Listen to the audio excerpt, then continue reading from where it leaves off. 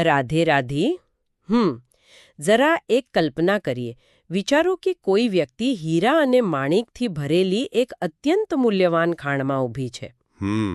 તેની ચારે તરફ એટલે કે આજુબાજુ અબજો રૂપિયાની સંપત્તિ વેરાયેલી છે. પણ તે વ્યક્તિ ભિખારીની જેમ રોદણા રડી રહી છે કે મારી પાસે કંઈ નથી, હું સાવ કંગાળ છું. અરે આવું કેમ? કારણ કે તેની આંખે અજ્ઞાનતાના કાળા પાટા બાંધેલા છે. સંતો અને મહાપુરુષો કહે છે કે આપણા સૌનું જીવન બરાબર આ અંધ વ્યક્તિ જેવું જ છે. હા, બિલકુલ સાચી વાત કહી તમે. પરમાનંદ રૂપી ઈશ્વર આપણા હૃદયમાં જ બિરાજમાન છે, પણ આપણે દુનિયાના કાંકરા વીણવામાં એટલા વ્યસ્ત છીએ કે અંદરના પેલા હીરાને જોઈ શકતા નથી. આ ખરેખર આંખ ઉગાડનારું ઉદાહરણ છે. અને જુઓ, આ જ કારણ છે કે આપણને મહાપુરુષોની વાણી અને સત્સંગની જરૂર પડે છે, જ્યાં અજ્ઞાનતાના પાટા ખોલી શકે. બિલકુલ. અને આજના આ ગહન સત્સંગમાં આપણે આ જ પાટા ખોલવાનો પ્રયાસ કરવાના છીએ. આ અદ્ભુત અને વિચાર પ્રેરક ચર્ચાનો સ્ત્રોત specialgujrati.tv.com છે. આજના આ સત્સંગનો મુખ્ય વિષય છે પરમ પૂજ્ય શ્રી હિત પ્રેમાનંદ ગોવિંદ શરણજી મહારાજના અમૃતમય વચનો. અદ્ભુત વચનો ખરેખર. હા, અને તેમના એકાંતિક વાર્તાલાપના ગહન ઉપદેશો. આપણે એ સમજવાનો પ્રયાસ કરીશું કે એક સામાન્ય જીવ ઈશ્વર સાથે કેવી રીતે જોડાઈ શકે. બરાબર. સાચી ગુરુ શરણાગતિ પાછળનું વિજ્ઞાન શું છે અને નિર્મળ મનની પ્રાપ્તિ ખરેખર કેવી રીતે થાય. હું આ વિષય પર ચર્ચા કરવા માટે ખૂબ જ ઉત્સુક છું. અને થવું પણ જોઈએ, કારણ કે મહારાજ શ્રીના ઉપદેશોની વિશેષતા જ એ છે કે તેઓ અત્યંત ગહન અને શાસ્ત્રીય સિદ્ધાંતોને આપણા રોજિંદા જીવન સાથે જોડીને સમજાવે છે. સાચી વાત છે. એટલે આ માત્ર કોઈ પુસ્તકીય જ્ઞાન નથી, પણ અનુભવમાંથી પ્રગટેલું પરમ સત્ય છે. તો ચાલો સૌથી પહેલા એ વિષય પર આવીએ જે કદાચ ભક્તિ માર્ગના પાયામાં છે, પરમાત્મા સાથેનો સંબંધ. પણ અહીં મને એક બહુ મોટી શંકા જાય છે. બોલો ને.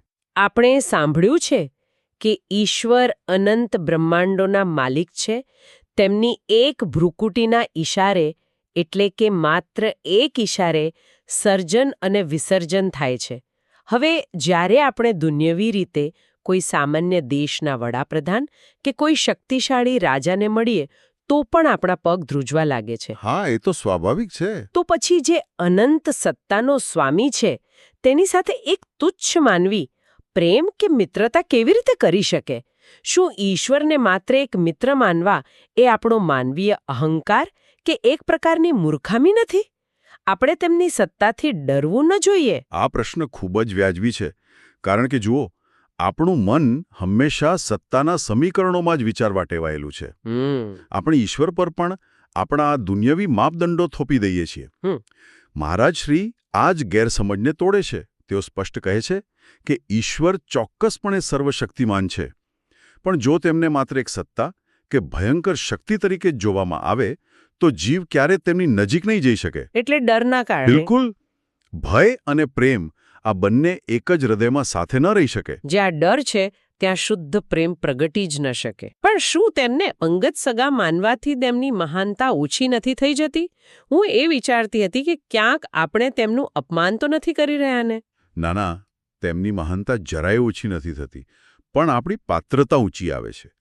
જ્યાં સુધી ભક્તિનો રંગ નથી લાગતો ત્યાં સુધી ઈશ્વર બહુ દૂર આકાશમાં ક્યાંક બેઠેલા ન્યાયાધીશ જેવા લાગે છે. સાચી વાત. મહારાષ્ટ્રી સમજાવે છે કે આપણા ઋષિમુનિઓ એટલે જ ગાયું છે, ત્વમેવ માતા ચ પિતા ત્વમેવ, ત્વમેવ બંધુશ્ચ સખા ત્વમેવ. અરે વાહ! એટલે કે તમે જ માતા છો, પિતા છો, મિત્ર છો. બરાબર. જ્યારે કોઈ સાધક ઈશ્વરને પોતાનો સૌથી અંગત સંબંધ આપે છે, પછી તે બાળકૃષ્ણને પુત્ર તરીકે ભજવાનો હોય કે રાધારમણને પ્રિયતમ તરીકે, ત્યારે ઈશ્વર સત્તાધીશ મટીને પોતાના બની જાય છે. આનો અર્થ એ થયો કે ભય આધારિત શ્રદ્ધા ક્યારેય ટકતી નથી. માત્ર પ્રેમ આધારિત જોડાણ જ જીવને ઈશ્વર સુધી લઈ જઈ શકે. એકદમ સાચું. અને મહારાજશ્રી એ પણ ઉમેરે છે કે જો આપણે તેમને મિત્ર માનીશું ને તો પરમાત્મા મિત્રતા નિભાવવા પણ તૈયાર છે. અર્જુન અને કૃષ્ણની મિત્રતા તેનું સૌથી મોટું ઉદાહરણ છે. ખબર છે ને, બ્રહ્માંડના નાયક અર્જુનના રથના સારથી બની ગયા હતા. હા, ડ્રાઈવર બની ગયા હતા. વિચાર તો કરો. આ ખરેખર હૃદયને સ્પર્શી જાય તેવી વાત છે. પણ હવે અહીંથી યાત્રાનો બીજો અને કદાચ સૌથી કઠોર પડાવ શરૂ થાય છે. કયો? ઈશ્વર સુધી પહોંચવા માટે આ સંબંધ બાંધતા આપણને કોણ શીખવે? તો જવાબ છે ગુરુ. પણ આ ગુરુ શરણાગતિ શબ્દ બહુ જ ગૂંચવણભર્યો છે. કેટલાક લોકો માને છે કે બસ ગુરુના આશ્રમમાં રહેવા જતા રહ્યા, તેમના દર્શન કરી લીધા, એટલે શરણાગતિ થઈ ગઈ. અને બીજું, કોઈ વ્યક્તિ પ્રત્યે સંપૂર્ણ સમર્પણ કરવું, શું એ પોતાની બુદ્ધિ અને સ્વતંત્ર વિચારસરણીને મારી નાખવા સમાન નથી લાગતું? મને આમાં થોડો ડર લાગે છે. આ આધુનિક યુગનો સૌથી મોટો પ્રશ્ન છે અને મહારાજ શ્રી આનો ખૂબ જ વેધક જવાબ આપે છે. શરણાગતિનો અર્થ બુદ્ધિને મારી નાખવી એવો બિલકુલ નથી. તો પછી શું છે? શરણાગતિ એટલે બુદ્ધિ પર છવાયેલા દેહાભિમાન એટલે કે અહંકારને ઓગાળી નાખવો. આપણા મન અને ગુરુના મન વચ્ચે કોઈ ભૌતિક અંતર નથી, પણ આ હુંપણાની એક મોટી અને અદૃશ્ય દિવાલ છે. અહંકારની દિવાલ. હા, જ્યાં સુધી આ શરીર અને પદનો અહંકાર છે ત્યાં સુધી ગુરુ માત્ર એક સામાન્ય મનુષ્ય જ દેખાશે, સાક્ષાત પરબ્રહ્મ નહીં દેખાય. તો પછી સાચું સમર્પણ દેખાય કેવું? આ દેહાભિમાન ઓગળ્યા પછીની સ્થિતિ કેવી હોય? હું એ સમજવા માંગુ છું. મહારાજ શ્રી અહીં એક બહુ જ ઊંડું ઉદાહરણ આપે છે. તેઓ કહે છે કે સમર્પણ એટલે ગુરુના વસ્ત્ર એટલે કે કાપડનો ટુકડો બની જવું. કાપડનો ટુકડો એટલે કઈ રીતે? હવે આનો અર્થ સમજીએ. જ્યારે કોઈ વ્યક્તિ વસ્ત્ર પહેરે છે ત્યારે તે વસ્ત્રનો ઉપયોગ ગમે તેમ કરી શકે. તે વસ્ત્રને સન્માનથી માથા પર પાઘડી તરીકે બાંધી શકે, કે પછી તેનાથી પોતાનું મુખ લૂછી શકે, પગ લૂછી શકે, તેને ક્યાંક લટકાવી દે કે પછી કોઈને દાનમાં આપી દે. વસ્ત્ર ક્યારેય એવી ફરિયાદ નથી કરતું કે મને પગ લૂછવા કેમ વાપર્યો, મને માથા પર કેમ ન બેસાડ્યો. અરે વાહ, આ બહુ જ શક્તિશાળી રૂપક છે. એટલે કે શિષ્યએ પોતાની કોઈ શરતો નથી રાખવાની. બરાબર. સાચું સમર્પણ એ જ છે કે ગુરુ શિષ્યનું ગમે તે રીતે ઘડતર કરી શકે. ક્યારેક ગુરુ બધાની વચ્ચે વખાણ કરે તો ફૂલાઈ ન જવું, અને ક્યારેક કોઈ ભૂલ પર અત્યંત કઠોર વચન કહે તો નારાજ ન થવું. પણ પ્રેક્ટિકલ લાઈફમાં જ્યારે ગુરુ કઠોર થાય, કડવા શબ્દો કહે, ત્યારે મન અંદરથી વિદ્રોહ તો કરે જ ને. એમાંથી કેવી રીતે બચવું? ત્યારે એ વિચારવાનું કે જેમ કોઈ ગંભીર રોગ મટાડવા માટે વૈદ્ય અત્યંત કડવી ઔષધિ આપે છે. હા, કડવી દવા આપે. અથવા તો સર્જન શરીર પર કાપો મૂકીને રોગગ્રસ્ત ભાગ કાઢી નાખે છે, તેમાં દર્દીનું જ હિત છુપાયેલું છે. અહંકાર એ કેન્સર જેવો રોગ છે, અને ગુરુ જ્યારે કઠોર વચનો કહે છે ત્યારે તેઓ એ અહંકારની સર્જરી જ કરી રહ્યા હોય છે. ઓહો. સાચો શિષ્ય એ કઠોરતામાં પણ ગુરુનો અનહદ પ્રેમ જ જુએ છે. હા, સાંભળીને તો એવું લાગે છે કે શારીરિક રીતે આશ્રમમાં રહેવું બહુ સહેલું છે, પણ માનસિક રીતે વસ્ત્ર બની જવું લોઢાના ચણા ચાવવા સમાન છે. બિલકુલ. હવે આના પરથી એક પ્રેક્ટિકલ સવાલ એ થાય કે જે સાધકો ભૌગોલિક રીતે ગુરુથી હજારો કિલોમીટર દૂર રહે છે, તેઓ ગુરુની સમીપ કેવી રીતે રહી શકે? શું દર્શન ન થાય તો સાધના અધૂરી લઈ જાય? ના, જરાય નહીં. મહારાજશ્રીએ બહુ જ સ્પષ્ટતાથી કહ્યું છે કે સામીપ્ય એ શારીરિક કે ભૌગોલિક બાબત નથી, પણ આજ્ઞાપાલનની બાબત છે. એટલે આજ્ઞા માનવી એ જ સામીપ્ય. હા, જુઓ, જો કોઈ સાધક ગુરુની પાસે જ આશ્રમમાં રહેતો હોય પણ તેમની આજ્ઞાનું ઉલ્લંઘન કરતો હોય તો તે ગુરુથી બ્રહ્માંડ જેટલો દૂર છે.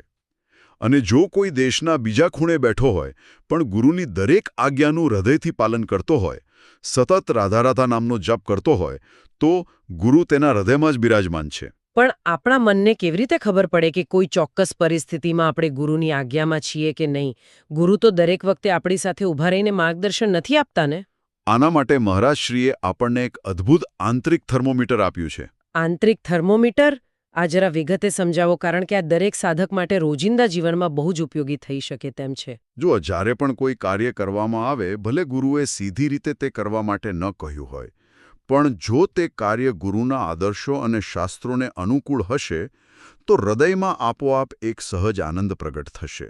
એટલે એક શાંતિનો અનુભવ થશે. હા, એક પ્રકારની આંતરિક શીતળતા લાગશે. આ શીતળતા એ વાતનું પ્રમાણ છે કે તમે યોગ્ય માર્ગ પર છો. પરંતુ જો કોઈ કાર્ય, વિચાર કે વ્યવહાર કરતી વખતે અંદરથી બળતરા થાય, અશાંતિ થાય, ડર કે સંકોચ થાય, તો સમજી લેવું કે એ ગુરુની આજ્ઞા વિરુદ્ધ છે. બરાબર ને? બિલકુલ. પણ અહીં હું થોડો વિરોધ કરીશ.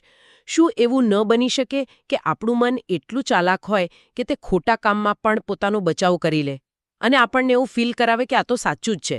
આ થર્મોમીટર બગડેલું પણ હોઈ શકે ને? ખૂબ જ સરસ પ્રશ્ન પૂછ્યો તમે. મન ખરેખર બહુ ચાલાક છે. અને એટલે જ માત્ર આ થર્મોમીટર પર આધાર નથી રાખવાનો, તેને કેલિબ્રેટ એટલે કે સેટ કરતું રહેવું પડે છે. અને આ સેટિંગ કેવી રીતે થાય? નિરંતર નામ જપથી. જ્યારે સતત જીભ પર પ્રભુનું નામ હોય, રાધા રાધાનું રટણ ચાલતું હોય, ત્યારે મન પોતાની ચાલાકીઓ ભૂલી જાય છે અને હૃદય શુદ્ધ થવા લાગે છે. શુદ્ધ હૃદય ક્યારેય ખોટા સિગ્નલ આપતું નથી. ઓહ, એટલે નામ જપ એ આ થર્મોમીટરની બેટરી ચાર્જ કરવા જેવું છે. બહુ સુંદર સમજાણું. હવે ધારો કે સાધક સાચા માર્ગ પર ચાલવા લાગ્યો, ભજન શરૂ થઈ ગયું. પણ અહીં એક નવી અને બહુ મોટી મુશ્કેલી ઊભી થાય છે. જ્યારે ભક્તિ વધે છે, સાધના વધે છે, ત્યારે અહંકાર એક નવો જ વેશ ધારણ કરીને પાછળ આવે છે. આધ્યાત્મિક અહંકાર. હા, આ બહુ મોટો ભય છે. કે હું રોજના આટલા કલાક જપ કરું છું, હું આટલો મોટો ભક્ત છું, બીજા બધા તો પાપી છે, માત્ર હું જ ધાર્મિક છું. આ ઝેરી અહંકારથી ભજનને કેવી રીતે બચાવવું? આ યાત્રાનો સૌથી ભયજનક અને ખતરનાક વળાંક છે.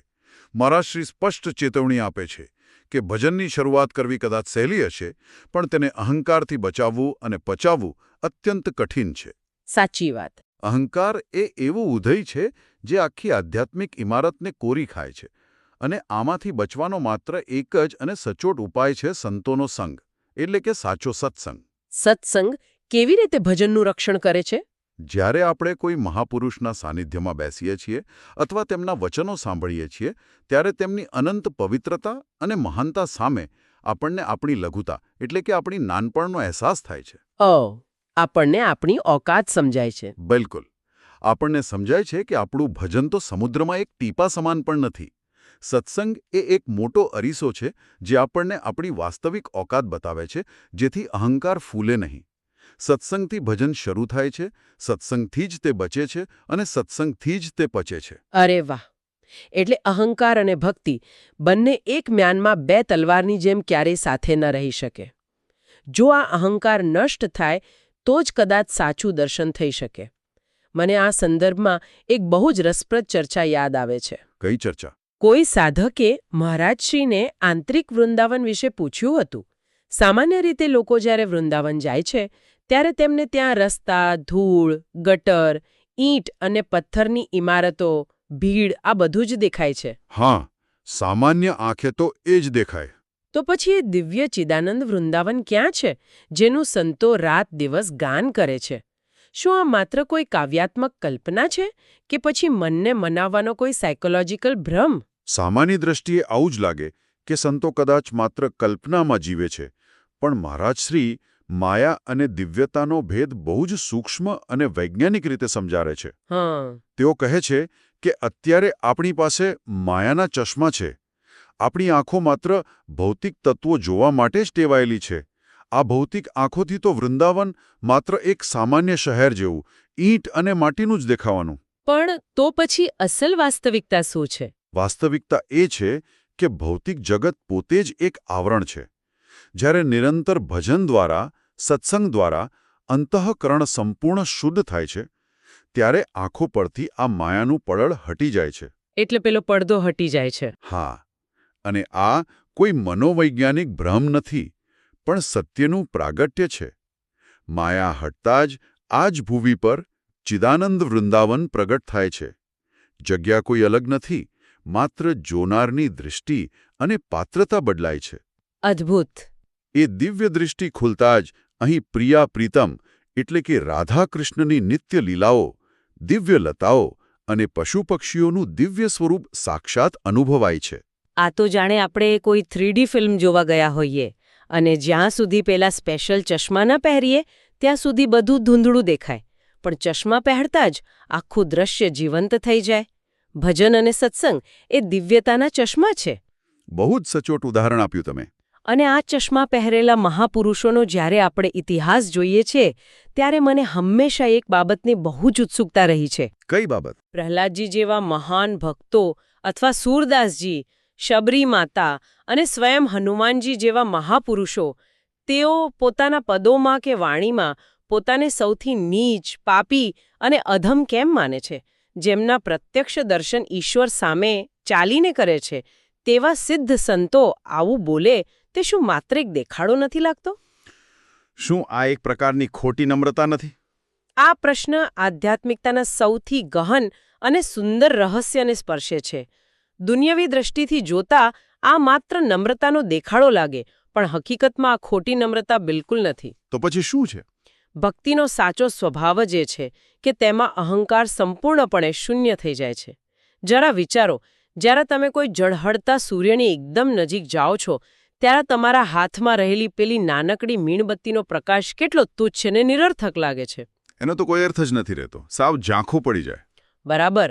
જ્યારે આ સંતો પરમાત્માની અનંત અને અસીમ પવિત્રતાનો સાક્ષાત્કાર કરે છે, ત્યારે એ દિવ્ય તેજની સામે તેમને પોતાની માનવીય મર્યાદાઓ અને ભૂતકાળના નાવા દોષો પણ પહાડ જેવા દેખાવા લાગે છે.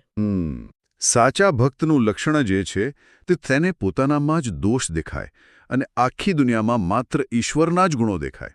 એટલે કે તેઓ જાણી જોઈને પોતાની જાતને નીચી નથી પાડતા, પણ ઈશ્વરની વિશાળતા તેમને સહજ રીતે નમ્ર બનાવી દે છે.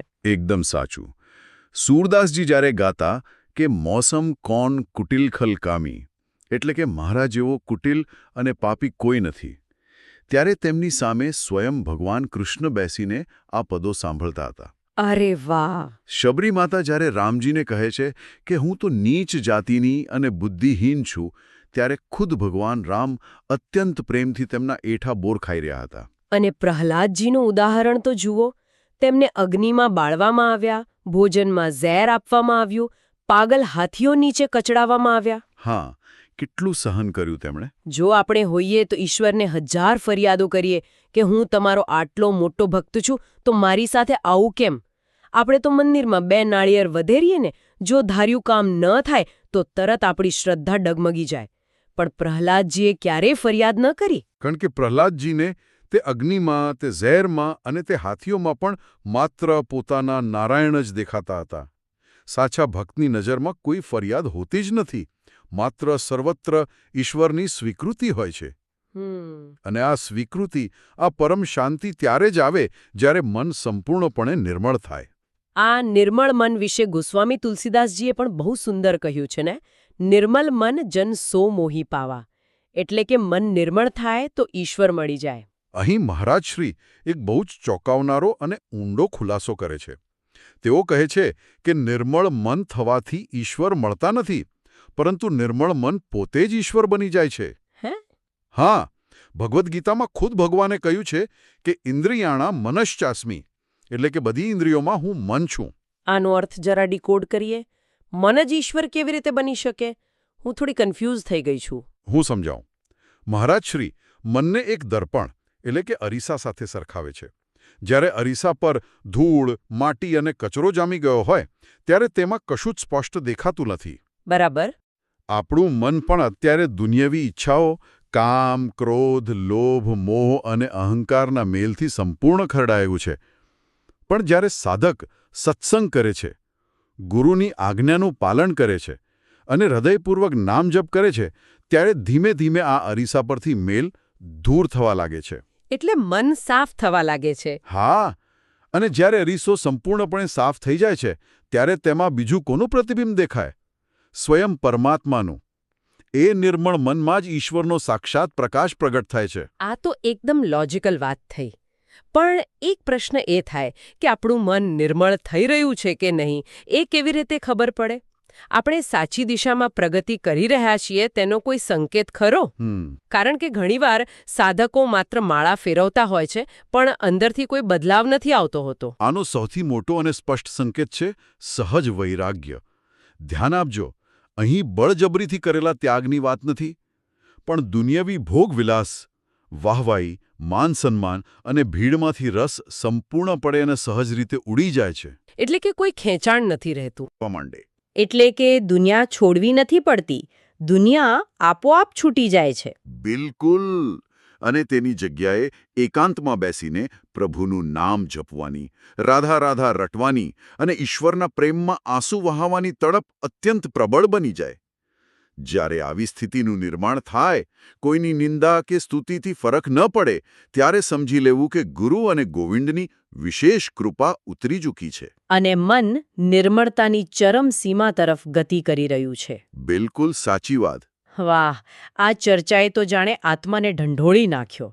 આજના આ સત્સંગનો સારાંશ એ તો પહેલી વાત એ કે પરમાત્મા કોઈ દૂર આકાશમાં બેઠેલી ડરાવણી સત્તા નથી, પણ આપણા પોતાના જ છે, જેની સાથે આપણે પ્રેમ અને સ્નેહનો અત્યંત અંગત સંબંધ બાંધવાનો છે. બીજી વાત, ગુરુની શરણાગતિ માત્ર શારીરિક નથી, પણ અહંકાર છોડીને એક વસ્ત્રની જેમ તેમની આજ્ઞાને સમર્પિત થઈ જવાની પ્રક્રિયા છે. સાચી વાત. ત્રીજું, આધ્યાત્મિક યાત્રામાં ભજનને અહંકારના ઝેરથી બચાવવા માટે સાચા સંતોનો સંગ અનિવાર્ય છે. અને સૌથી અંતે, જ્યારે મનરૂપી અરીસો દુન્યવી ભોગોથી વિરક્ત થઈને સંપૂર્ણ નિર્મળ બને છે, ત્યારે બહાર ભટકવાની જરૂર નથી રહેતી. હૃદયમાં જ ચિદાનંદ વૃંદાવન અને ઈશ્વરના સાક્ષાત દર્શન થાય છે. ટૂંકમાં કહું તો સંપૂર્ણ યાત્રા બહારથી અંદર તરફ વળવાની છે. જે કંઈ પણ શોધવાનું છે તે બધું જ આપણી ભીતર મોજૂદ છે.